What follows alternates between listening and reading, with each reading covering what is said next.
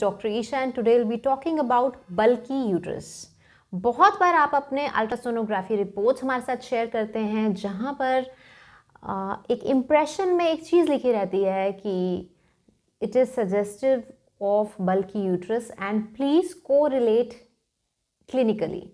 जब आप ये देखते हैं आप बहुत ज़्यादा स्ट्रेस में आ जाते हैं, then you send us reports कि हमें मेडिसिन दी जाएं, हमें पता नहीं क्या हो गया है, हमारे रिपोर्ट में तो बल्की यूट्रस आ गया। आज मैं वही मिथ को दूर करने वाली हूँ कि bulky uterus, normally size of uterus क्या है, 6 to 6.5 सेंटीमीटर। ये है एक एवरेज नॉर्मल साइज, लाइक आप कह सकते हैं एक फिस्ट के साइज जितना, वो है size of your uterus. But बहुत सारे केसेस में ये साइज जो है वो 7.5, 8, 8.5 सेंटीमीटर तक भी जा सकता है। वो उसका सबसे मेजर कॉज क्या है, मेजर कारण क्या है, उसका सबसे मेजर एक रीज़न है your previous child birth. Normally जो 6.5 सेंटीमीटर का यूट्रस है, ड्यूरिंग प्रेगनेंसी के 9 months it grows up till 36 centimetre, 36 centimetre तक बड़ा हो जाता है। तो slowly and gradually after delivery वो जब वो श्रिंक करता है तो उसका साइज समटाइम्स उतना ही नहीं जाके उससे 1-1.5 सेंटीमीटर जो है बड़ा रहता है, लाइक 8 सेंटीमीटर तक चला जाएगा, 8.5 सेंटीमीटर तक चला जाएगा। तो that is considered to be normal. Although ultrasonography में लिखा होगा ये बल्की यूट्रस है, इट डजंट मीन्स कि आपको किसी मेडिसिन की ज़रूरत है। अनटिल एंड अनलेस आपको किसी तरह की कोई इश्यूज़ हैं, लाइक एक्सेसिव ब्लीडिंग है या बहुत ज़्यादा पेनफुल पीरियड्स हैं, तो उन केसेस में ही हमें देखने की ज़रूरत है कि हाँ bulky uterus with some symptoms. In case size is just 7.5, 8.5 तो पैनिक होने की ज़रूरत नहीं है हमारे पास पहुंचने से पहले ही, क्योंकि यहाँ पर अपॉइंटमेंट्स का स्लॉट्स ऐसा रहता है कि 2-3 डेज़ का टाइम पीरियड आपको लग ही जाता है। उन 2-3 दिनों में आप लोग सब गूगल करते हैं बल्की यूट्रस आ गया, तो इसके क्या रीजंस हो सकते हैं, कार्सिनोमा तक पहुंच जाते हैं, एडिनोमायोसिस हो सकता है, एंडोमेट्रियोसिस हो सकता है। तो हर तरह के सिनेरियोज अपने माइंड में ला के कॉर्टिसोल हार्मोन्स है, स्ट्रेस हार्मोन अपना इंक्रीज करके हर तरह के सिनेरियोज इमेजिन कर लेते हैं, हिस्टेरेक्टमी तक पहुंच जाते हैं। एंड जब तक मेरे साथ उनकी बात होती है, उनका अपॉइंटमेंट होता है, तब तक वो इस सिनेरियो तक पहुंच चुके होते हैं कि अब हिस्टेरेक्टमी या सर्जरी के अलावा और कोई ऑप्शन है। तो समटाइम्स आपको आयुर्वेदिक मेडिसिन, हर्बल मेडिसिन की भी नीड नहीं होती है। Everything is pretty much normal. आपको ये जानना चाहिए कि कहाँ पर everything is pretty much normal.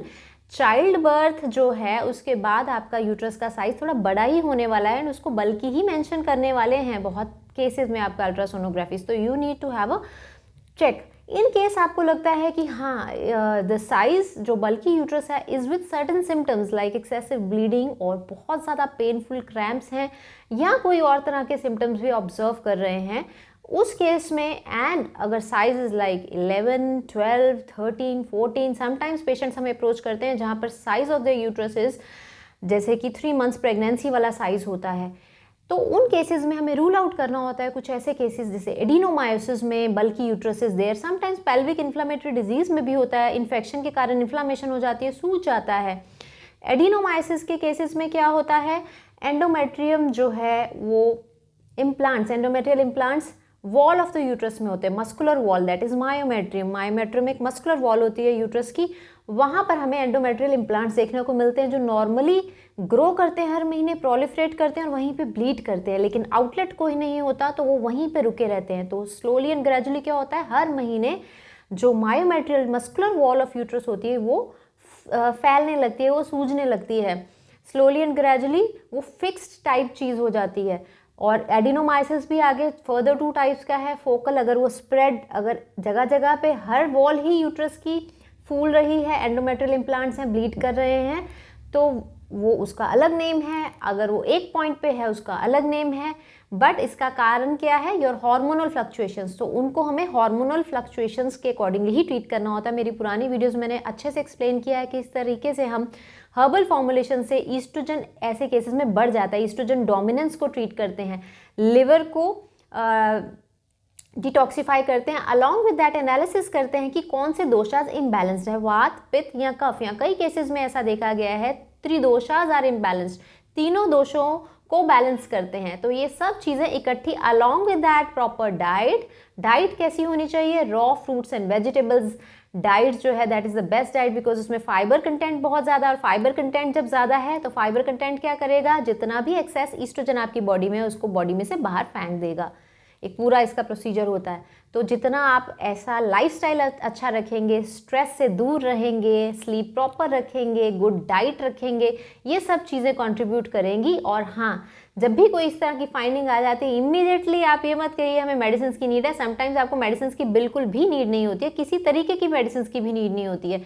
This is normal, बल्कि uterus can also be normal, लेकिन अगर उसका रीज़न कुछ और है, एडिनोमाइसिस है, कोई इन्फ्लामेशन है, कोई इन्फेक्शन है, तो बॉडी सिम्टम्स शो करता है। अगर सिम्टम्स शो हो रहे हैं देन डेफिनेटली उसको रूल आउट कीजिए और देखिए कहाँ क्या इश्यूज़ हैं, और उसी के अकॉर्डिंगली जो है किस तरह के हर्बल फॉर्मुलेशंस हमें लेने हैं। एडिनोमाइसिस के लिए भी एक तरह के हर्बल फॉर्मुलेशंस नहीं है, हर एक में सेम चल जाएंगे।